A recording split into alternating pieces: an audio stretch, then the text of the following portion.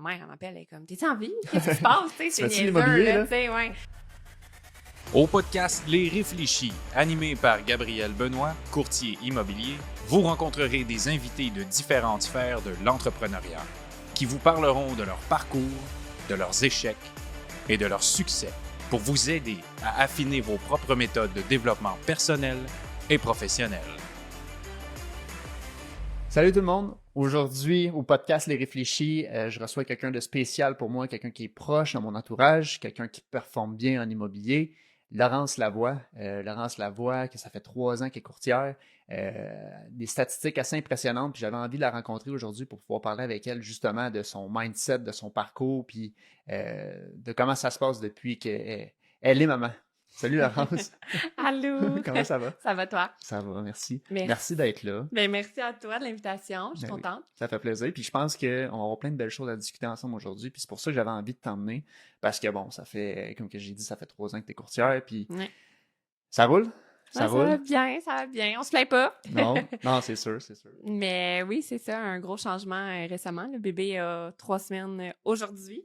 Donc, c'est de l'adaptation. Mais c'est ça, on trouve à trouver un équilibre dans tout ça. Avec là, la famille, exact. ouais, avec la famille. Puis pour les gens qui ne te connaissent pas, est-ce que tu peux me parler un petit peu de ton parcours puis comment tu as terminé à être courtière immobilière finalement? Oui, honnêtement, à y repenser, jamais j'aurais pensé à être courtière au début dans mes études. Moi, je m'en allais pharmacienne. Fait que ça avait ouais? ça avait pas rapport. J'ai jamais dit ça. Non, je savais pas. Ça avait pas rapport pantoute. Je suis en sciences nature. J'ai tout fait au cégep, sciences nature, en sport études en même temps. Puis en tout cas, finalement, je me suis rendu compte en allant à l'université après que non, c'était vraiment pas là-dedans que je voulais m'en aller. Fait que finalement, je suis allée au HEC. Gros Ok. changement d'orientation. Puis, j'ai fait mon bac en entrepreneuriat marketing. J'ai toujours voulu partir une business ou faire quelque chose comme ça dans ce genre-là. Puis finalement, entre-temps, pendant mon bac, dans ma dernière année de bac, je me suis rendu compte que non, je veux être courtière. Ça a comme popé. Je sais pas qu'est-ce qui est venu, mais j'ai tout le temps aimé les maisons, les investissements et tout ça. Puis finalement, moi, quand je commence quelque chose, ben je le finis tout le temps. Clairement. Fait que j'ai dit, regarde, m'a fini mon bac, mais je faisais mon cours en même temps de jour à Tu l'université, faisais ton de bac soir. et... Ouais, Ok. de soir, en cours d'immobilier. Mhm. Puis finalement, j'ai fini mon bac, puis finalement, j'ai commencé. J'ai fini les deux en même temps, vraiment en décembre 2019, j'ai fini les deux, puis j'ai commencé le courtage juste avant le COVID. Directement avant la COVID. Là. Ouais, 2019, décembre, là, tu sais, fait que... Après ça, COVID est arrivé en mars environ. Mhm. Puis, fait que j'ai connu un petit peu le marché avant COVID. Mais là, c'est vraiment, tu sais, là, on voit un marché plus équilibré maintenant. Mhm. Fait que là, je me rends compte un petit peu, je vis le marché maintenant, là, Ouais, clairement. pas COVID. Mhm. Puis, tu as commencé, bon, tu travailles en équipe. Après Ouais. ça, tu as travaillé, je pense, une couple de mois en équipe. Tu es parti tout Oui, seul. j'ai fait presque 1 an en équipe Ok. pour commencer. Ça a super bien été, une Mhm. belle expérience et tout. Mais après ça, On j'avais apprend beaucoup beaucoup en équipe, là. Vraiment, vraiment. C'est tout accéléré. Fait que, mais après ça, j'ai décidé de partir à mon compte parce que j'avais beaucoup de clients de mon réseau, ce qui m'a vraiment surpris après même pas Ouais. 1 an. Là. Mhm. C'était beaucoup des références et tout ça. Fait que je me suis dit, regarde, je vais partir à mon compte, vraiment focuser vraiment sur ma clientèle parce que c'est ce qui est le fun de travailler avec des gens que tu connais puis des gens qui veulent travailler avec toi. Fait que c'est pour ça que j'ai décidé de me lancer à mon compte. Puis finalement, je pense quasiment 6 mois peut-être après, Mhm. j'ai parti mon équipe. Puis ça, c'est quelque chose que je Ça m'attendais a pas pris du 6 tout. mois Là. avant que tu partes en Ouais, équipe? ça a Ok. été Ok. peut-être moins que ça même. Ouais. Ça s'est fait vite, adjointe. Puis Mhm. après ça, j'ai rentré une courtière. Puis c'est ça. Puis après ça, là, on a grossi l'équipe. Puis c'est ça. Finalement, c'est quelque chose que je pensais jamais faire. Je voulais vraiment être à mon compte seule. Puis finalement, vu le volume et tout ça, Est-ce que c'est à cause du volume, justement, que tu as décidé ouais, d'aller c'est en la équipe? raison. Ok. Surtout pendant le COVID, tu te rappelles, là, Mhm. le COVID, on était Ouais. vraiment clients directs. Les clients qui appelaient sur les propriétés, ça avait juste pas de sens. Fait que c'est pour ça que d'avoir un courtier qui peut pallier à tout ça aussi. Moi, je focusais sur les vendeurs, puis les courtiers sur les acheteurs. Puis l'adjointe, c'est essentiel, Ouais, ouais. comme je te dis toujours. Ouais. Tu sais, à quel stade, justement, que tu t'es rendu compte que tu t'es dit, là, j'ai plus le choix d'être en équipe? Là? C'est parce que Ouais. tu avais trop un gros volume ou... C'est ça, c'était vraiment, elle disait, écoutez, malheureusement, je peux pas m'occuper de vous. Tu sais, c'était vraiment ça. Puis là, à force de faire ça, là, j'étais comme, mais mon Dieu, je dis non à beaucoup de clients qui veulent travailler avec moi, tu sais. Fait que là, je me suis dit, ben garde, là, faudrait peut-être que je prenne le temps de penser à ça parce que tout allait vite là, pendant le COVID. Là, tout allait vite. On prenait pas le temps de penser, puis on ça, faisait c'était juste. débile. Ah ouais, ça avait pas de sens. Pas rapport. Fait que là, partir pas une compagnie, mais une équipe, c'est pas juste de partir une équipe. OK, j'ai un courtier, puis on part. Là. C'est là que j'ai réalisé que, mon Dieu, c'est de la structure, c'est de la gestion d'employés. C'est vraiment, il y a tout ça là-dedans. C'est super le fun. Là. Je suis vraiment contente d'avoir fait ça. Mais dans ce marché-là, ben, tout allait vraiment rapidement. Fait que c'était comme beaucoup en même temps. Mais c'est vraiment le volume qui a fait en sorte que là, je me disais, Colin, c'est pas, je veux dire autant non à beaucoup de clients. Puis là, ben, de cette façon-là, on pouvait pallier à toute la demande. À cause de ça, justement, à cause que tu as décidé de faire le changement et aller en équipe, tu as grossi tout, finalement. Tu as grossi ton chiffre d'affaires, tu as grossi ta clientèle, puis tu as permis de pouvoir te concentrer justement sur d'autres points que juste faire de l'immobilier. Tu deviens un peu une gestionnaire. Puis là, Vraiment, vraiment. Puis ça, c'est quelque chose que j'avais pas vraiment pensé en partant en équipe. Je me suis dit, ben, ça va rester la même chose, puis je vais faire ma job. Puis non, là, c'est de vraiment s'assurer que tout fonctionne au niveau de l'équipe, la chimie aussi au niveau de l'équipe, là, parce que si la chimie fonctionne pas, ben ça l'affecte, oui, ça l'affecte énormément l'ambiance et tout ça. Puis là, justement, là, on est vraiment rendu à un stade présentement que la chimie de l'équipe, c'est fou comment ça fait une différence quand on est proche comme ça, puis c'est ça. Mais je pense qu'on n'a pas nécessairement le choix aussi, si tu veux continuer à progresser. Ben, c'est ça. Il faut que tu ailles. On parle souvent ensemble de l'importance de l'adjointe, mettons. Là.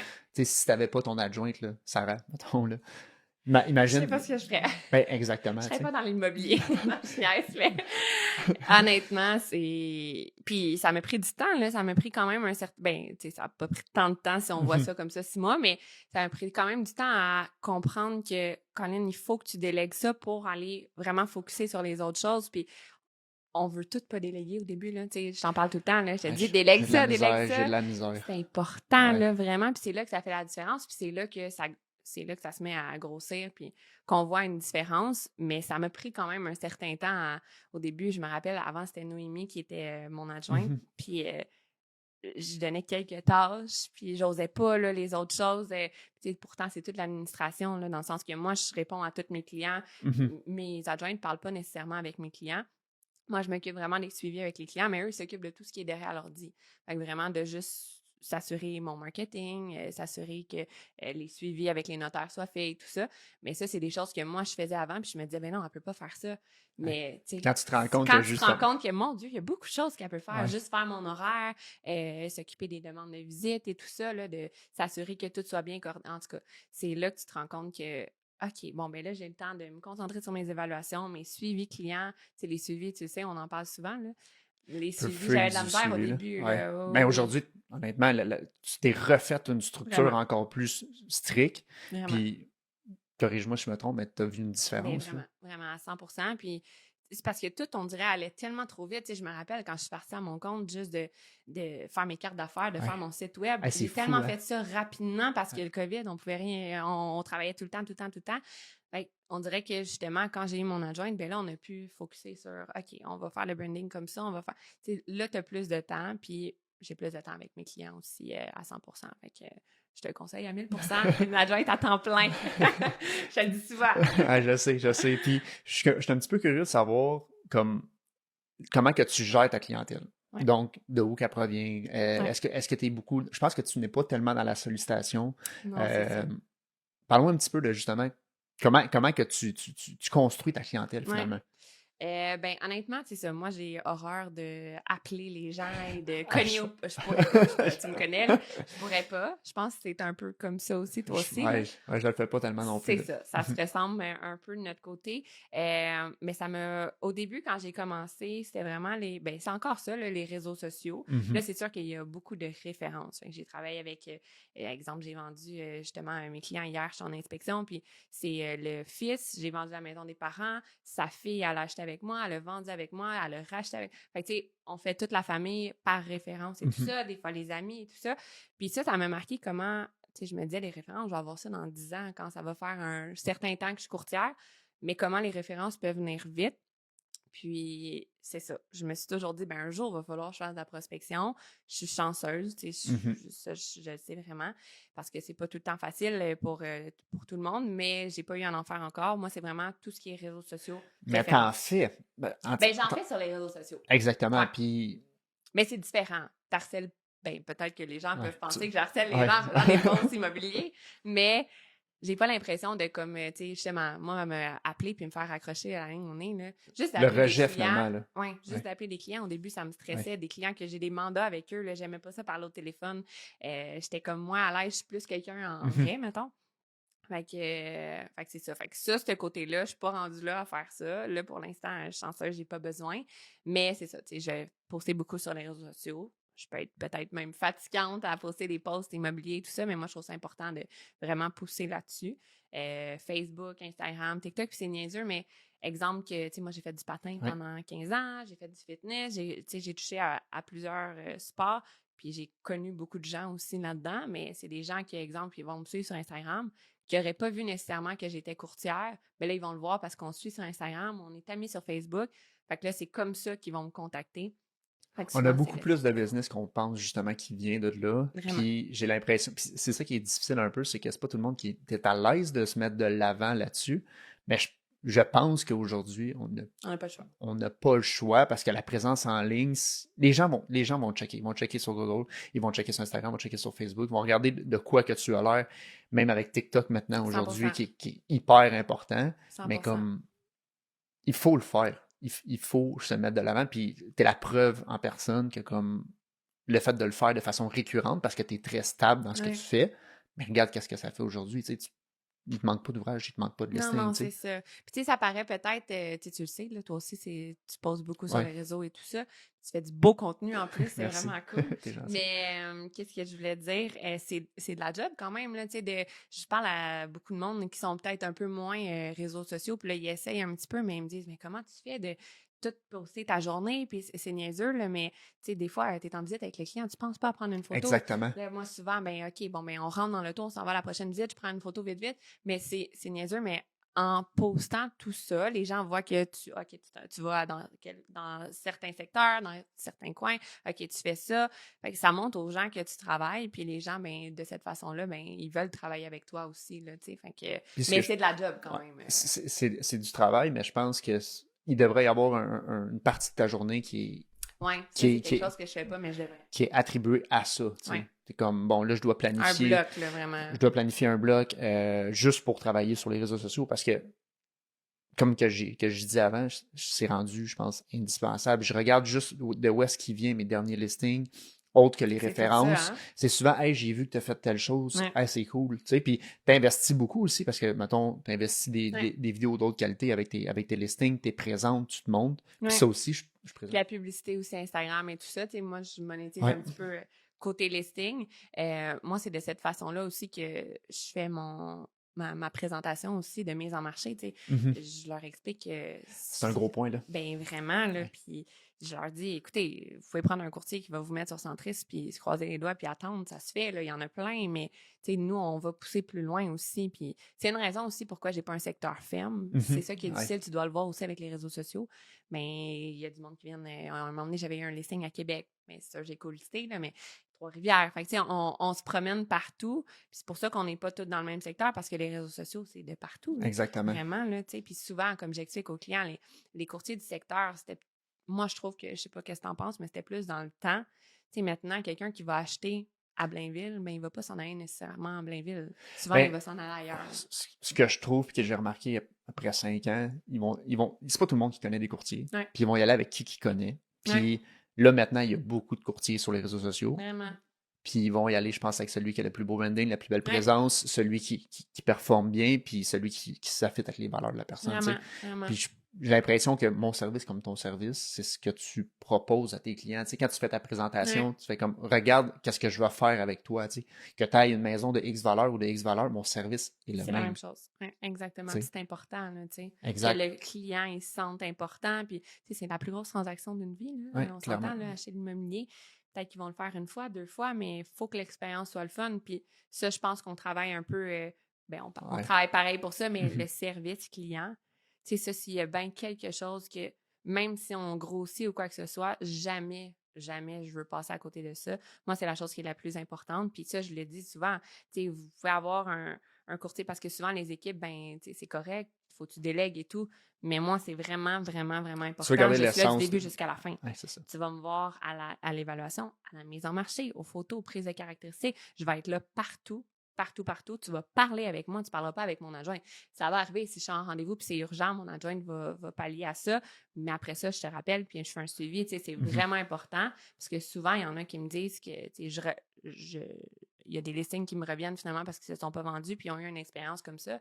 Je leur dis, c'est tellement important. Tu vas vivre ça une fois dans une vie, il faut que tu ailles un bon service puis que tu aimes ton Je pense que les expérience. clients, ils se sentent plus soutenus puis épaulés là-dedans. Fait comme, OK, la personne est là pour moi. Tu sais. C'est tellement important. Mais, tu sais, il y a Mais il y plusieurs. en a qui veulent pas ça Exactement, il y a plusieurs nécessairement. structures. Ils veulent un service Il y a ouais. plusieurs structures d'entreprise qui fonctionnent hyper bien aussi. Ouais. Je pense juste que pourquoi que tu as autant de références, c'est justement parce que tu mets de l'avant. Ben, on met de l'avant le côté humain, puis le Ouais, côté humain, je vraiment. pense que c'est ça qui fait que tu as une structure de business, ben, en fait, du référencement naturel qui se fait. tu sais. Ouais. Puis, en fait, ce que j'aimerais savoir, c'est qu'est-ce qui te garde motivé à continuer à pousser autant? OK. Ton mindset, finalement, par rapport à ça, parce qu'à un moment donné, tu pourrais dire, je fais tant de transactions par année, puis ça me satisfait, et c'est Ouais. ça. Mais te connaissant, Ouais. je pense que tu veux toujours aller chercher plus. Puis je suis juste curieux de savoir pourquoi. Pourquoi? Ouais, c'est une très bonne question. Je me suis jamais posé cette question-là, honnêtement, mais je pense que j'ai toujours été un petit peu comme ça. Autant dans la vie avant, tu sais, j'ai fait 15 ans, comme je disais, de patin. Après ça, quand j'ai fini le patin, j'ai pris ma retraite parce que j'étais trop blessée. Je me suis mis dans un autre sport. J'ai commencé le gym. Tu sais, j'aurais pu juste m'entraîner au gym. Puis... T'es allé dans l'extrême là Ouais, aussi. il a fallu que j'aille dans l'extrême encore. J'ai fait 3 compétitions bikini fitness. Ouais. Puis ça, on s'entend. Je pense qu'il y a bien quelque chose dans une vie qui est difficile puis qui est dur mentalement. C'est ça, là, pas de pas manger, là, mais tu manges peu, tu t'entraînes 3 fois par jour. Puis c'est vraiment de la structure, exactement, de la discipline. Puis c'est du mental aussi. Puis je voulais tout le temps plus. Et là, je me classais à la première compé, mais là, je m'en allais à l'autre compé, je me classais. Enfin, ça finissait plus, mais je pense que j'ai tout le temps eu ça en dedans de moi. Je veux toujours plus. Puis des fois, ça peut être bon, des fois, ça peut être pas bon. Là, il y a deux côtés à ça, clairement. C'est ça, parce qu'on n'est jamais réellement satisfait de nos résultats. Là, je parle de moi. Fait que je pense que c'est ça qui fait en sorte que je veux tout le temps plus. Puis, tu sais, j'aurais pu me dire cette année, j'étais enceinte jusqu'à 41 semaines, puis je travaillais encore. Puis, j'aurais pu dire, OK, j'arrête à 35. Mais non, pour moi, c'est vraiment, j'ai pas l'impression de travailler, premièrement. Puis, c'est vraiment une passion. Puis, de travailler avec les clients, la satisfaction du client, c'est tellement le plus beau cadeau. Puis, c'est peut-être cheesy à dire, mais c'est le meilleur feeling que je peux avoir. Puis on dirait que je travaille tout le temps pour en avoir plus de ça. Finalement, tu travailles exactement. Tu es un peu en recherche de la satisfaction de la personne avec qui tu fais une transaction, finalement. Puis la reconnaissance que la personne va avoir. 100%. Puis on fait tellement des belles rencontres. Je travaille pas nécessairement tout le temps avec des gens que je connais.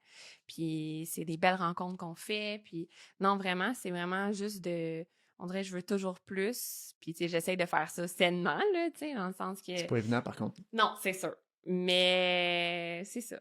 Je sais pas quoi dire de plus que ça, mais c'est vraiment... Je pense que je peux relater, en fait. Là. Je peux comprendre. J'ai le même optique que quand j'ai un objectif et une idée en tête. C'est là que je m'en vais. Puis, exactement. C'est pour ça que je pense qu'on réussit bien dans ce domaine-là. Puis j'ai l'impression aussi qu'en immobilier, t'as pas le choix. Il faut... parce que c'est facile de dire, OK, bon, mais je fais 10 transactions cette année, puis... Mais en même temps, tu sais... C'est quelqu'un d'autre qui va répondre si toi, t'es occupé puis tu fais autre chose. Parce qu'il y a je vais dire, 16 000 courtiers qui sont prêts à faire ce que si toi, tu dis non, mais les autres, ils vont y aller, tu sais. Fait. Mais je pense que c'est parce qu'on a tellement... Ben, tu dois avoir la même impression que moi, mais honnêtement, je me lève le matin, j'ai pas l'impression d'aller travailler. C'est pas la même chose. C'est vraiment pas la même chose que si, d'un, on va travailler pour nous. Ça, c'est la première chose. Ça, c'est sûr. Puis de deux... moi, je trouve ça pire, personnellement. Je trouve ça plus difficile faire un 9 à 5, c'était la même chose. Ce qui est correct. Puis les gens qui font ça, il y en a qui sont à l'aise avec ça parce que tu as une belle sécurité. Nous, de l'autre côté, on n'a pas de sécurité, mais ça se peut que je travaille un mardi soir, un jeudi matin hyper tôt parce que les délais de réponse sont super tôt. Puis ça se peut que le dimanche, dans une soirée avec tes amis, mais il faut que tu fasses l'offre maintenant. Fait que je pense que ça a un... Je pense que c'est beaucoup, beaucoup de travail. Puis au final, on n'a pas le choix si tu veux performer là-dedans. Ben oui, exactement. On n'a pas le choix, tu sais. 100%. Puis, 100%. en fait, je dirais que tu me partages l'importance de notre entourage en immobilier. On travaille avec plusieurs spécialistes, on travaille avec d'autres courtiers, justement. Ouais. Qu'est-ce que tu en penses de ça? C'est tellement important. Honnêtement, là, je pensais pas tant que ça au début. Tu sais, on était à notre compte. Moi, dans ma tête, tu fais ta job. Mais la collaboration, c'est tellement important avec les courtiers. Puis pas de les avoir de ton côté, mais dans le sens que d'avoir un bon réseau de courtiers. Puis quand tu fais une transaction, que ça se passe bien. Parce qu'il y a une transaction qui se passe pas bien, là, ton client le vit, toi, tu le vis. Tout le monde le vit, puis c'est vraiment pas plaisant. Là, justement, je disais tantôt, tu veux avoir une transaction plaisante, tu vis ça une fois dans une vie. Fait que c'est vraiment, vraiment important. Mais il y a aussi côté réseau, là, ça, je l'explique souvent quand que je rencontre mes clients en évaluation. Mais on a une équipe derrière tout ça. Là. Oui, On a exactement. nos représentants hypothécaires, on a nos inspecteurs avec qui on fait tout le temps affaire. Souvent, les clients, ils me disent, ben je connais pas vraiment d'inspecteur, j'appelle où, je fais quoi? Mais nous, on travaille avec des inspecteurs pas à chaque jour, mais à chaque semaine, tu sais. Ouais. Fait que c'est vraiment, vraiment important, mais ça, c'est quelque chose une chance que j'ai cette équipe-là aussi derrière ça. Tu sais, j'ai mon équipe, mais j'ai mes équipes d'experts aussi à côté. Là, Puis je pense que les clients le ressentent aussi, puis ils se sentent bien quand que tu Vraiment. réfères des bons inspecteurs. Côté notaire aussi, Notaire, vraiment, même là, chose. très, très, très important aussi. Faut juste pas sous-estimer cette force-là. Ouais. Puis je le vois maintenant, moi aussi, en évaluation, quand j'arrive puis je présente avec qui que je travaille. Ouais. Mais les gens font comme, oh, attends une minute, il n'y a pas juste toi. Oui, parce que souvent, T'as- les gens pensent ça. Exactement. Ouais. Mais si on est capable d'offrir un service à ce niveau-là, ben c'est parce que j'ai plusieurs personnes qui m'aident, parce que moi, je ne suis pas toute seule. Si, mettons, mon créateur de réseau, mon petit frère, il n'est pas là, ça ne fonctionne pas. Si mon photographe n'est pas là, ça ne fonctionne pas. Si mon adjoint n'est pas là, ça ne fonctionne pas. 100%. C'est pour ça que je te soulève le point que je trouve ça important, justement. Je veux savoir, t'en pensais de quoi, l'importance d'être bien entouré, puis tu viens confirmer un petit peu...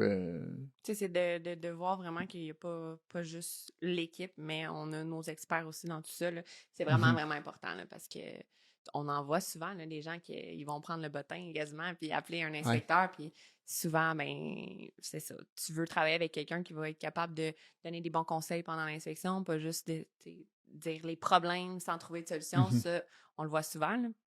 C'est vraiment important, puis d'être bien entouré.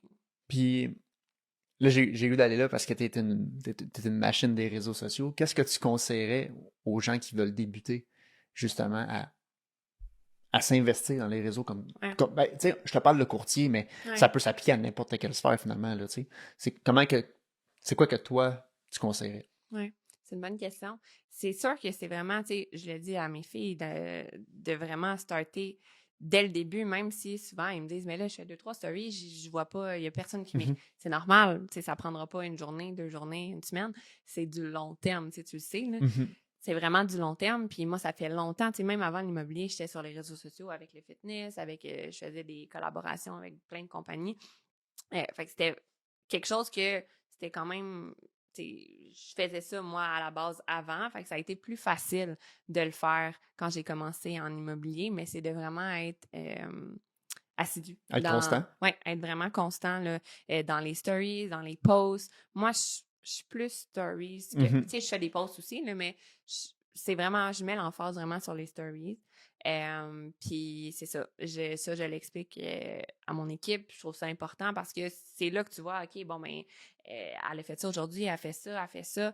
Tu sais, souvent, là, moi, quand je pose pas une journée, là, je fais pas de story, ma mère, elle m'appelle, elle est comme, t'es-tu en vie? Qu'est-ce qui se passe? Tu sais, c'est niaiseux, là, tu sais, ouais. Ou elle pense que j'ai pas travaillé de la journée, mais je suis comme, justement, souvent, quand je fais pas de story, c'est parce que ça a été une journée de fou, débordé, là, parce que j'ai juste pas eu le temps. Puis, fait que c'est ça. Fait que moi, je pense que c'est vraiment important de pas se décourager, puis tu sais, là, je vais un peu plus vers l'immobilier que les réseaux sociaux, mais l'immobilier, c'est tellement des montagnes russes, là. On le sait, là. Puis ça, c'est quelque chose que je trouve ça important d'expliquer à mon équipe parce que tu peux avoir une semaine, tout va bien, tout est beau. L'autre semaine, souvent, ça arrive que toi, tu as une mauvaise semaine, moi, j'ai une bonne semaine. On s'interchange, fait qu'au moins, on peut se motiver chacun de notre bord, mais c'est ça, il y a une semaine que tout va mal, toutes les transactions, puis souvent, on le sait, là, les transactions, c'est même si c'est notarié, c'est jamais fini. Là.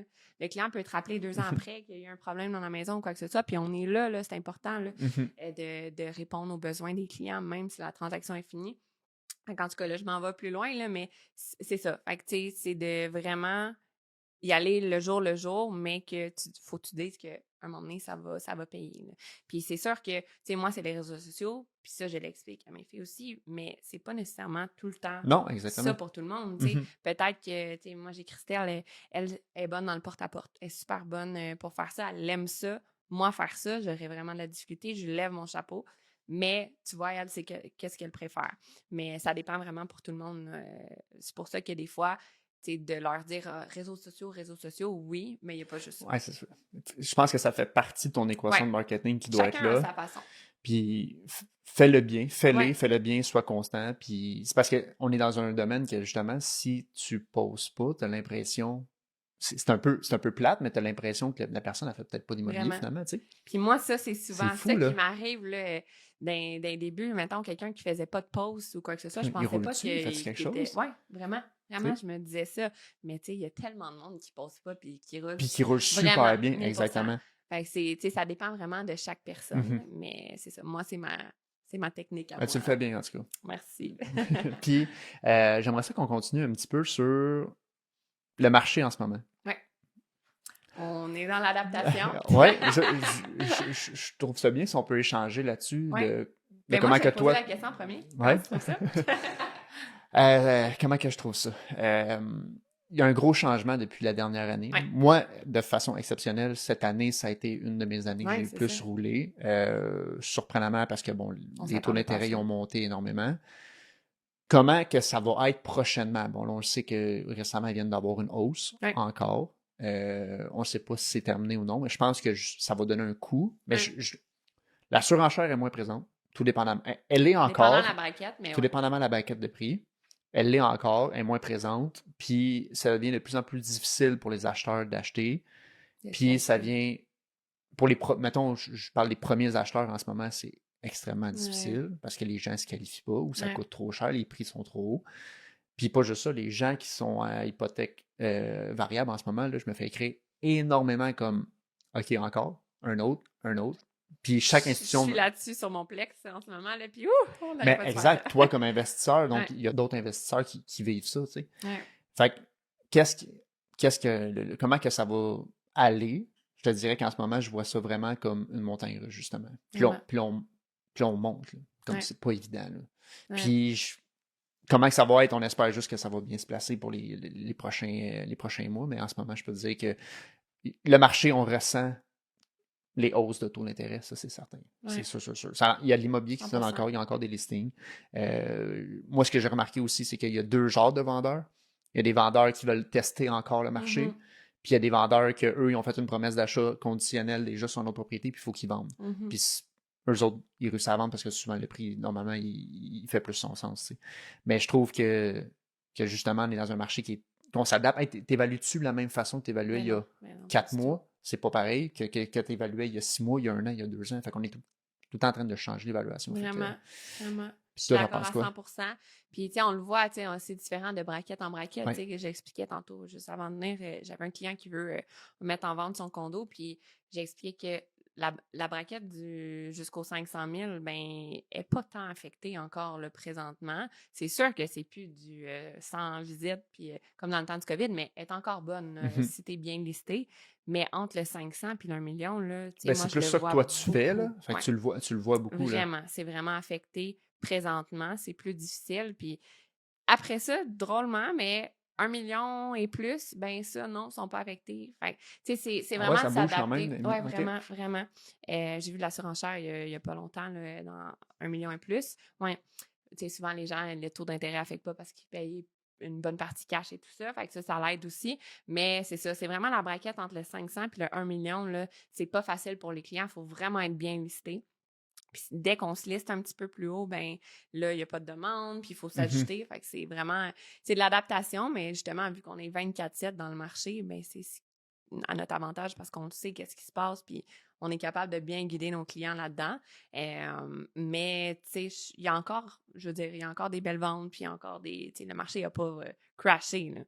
Moi, je pense qu'on est vraiment dans un marché équilibré, puis toi, tu vas pouvoir me le dire, tu as été là avant le COVID plus que moi.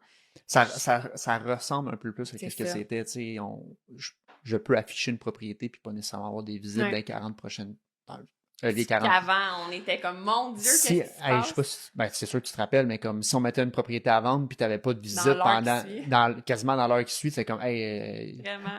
es-tu bien affiché? La mise en marché, es-tu correcte, là, tu sais? Ouais, vraiment 100%. Fait que, tu sais, c'est ça. C'est de l'adaptation, je pense, mais Mhm. je pense qu'il va y avoir tout le temps des acheteurs puis des vendeurs. Puis, tu sais, là, c'est sûr que là, avec la hausse qui vient d'arriver, là, ça a peut-être freiné un petit peu les gens, mais je pense qu'il y a encore de la demande là, présentement. Puis l'été, généralement, Oui, exactement. c'est plus calme. Les gens sont en vacances, les gens sont à l'extérieur. tu sais. Exactement. Puis, est-ce que toi, personnellement aussi, tu as des investissements puis tu Ouais. cherches à grandir ton parc immobilier ou? Oui, ça, c'est quelque chose qui est vraiment important. Ben, je fais ça avec mon copain. Mhm. Puis, justement, on a acheté un Plex l'année passée. On a Cool, fait l'erreur c'est de ça. le prendre à taux variable. Ah ouais, hein? Et là, Caroline Debine à avoir su. Mais le pire, c'est qu'on le savait, mais je sais pas. On est allé comme ça. Mais ça se passe super bien. Puis, on veut justement investir d'année en année. Mais là, on se concentre sur l'autoconstruction. Là, on vient d'acheter un terrain. On va autoconstruire. C'est pour ça qu'on vend la maison et tout.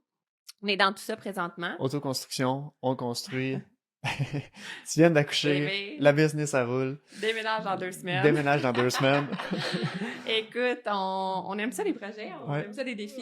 Mais c'est ça. On est bien encadré, on a des proches pour nous aider aussi. Là. Fait que ça se passe bien là-dessus. Mais oui, c'est vraiment quelque chose que nous, à chaque année, on s'était dit, regarde, on veut investir pour grossir le parc immobilier. Mais là, on commence là-dedans. Là, puis à date, ça se passe super bien avec le triplex. On a acheté quelque chose de quand même assez récent. Fait que c'est sûr que c'est quelque chose qu'on a été capable d'aller chercher des bons revenus. Ce qui est difficile en ce moment, là, les immeubles à revenus sont quand même affectés présentement avec les taux. Mais c'est ça, on aime bien ça. Puis si tu avais un conseil à donner à quelqu'un qui veut commencer l'investissement immobilier. Ouais. Très bonne question. Ben moi, ça serait de ne pas attendre.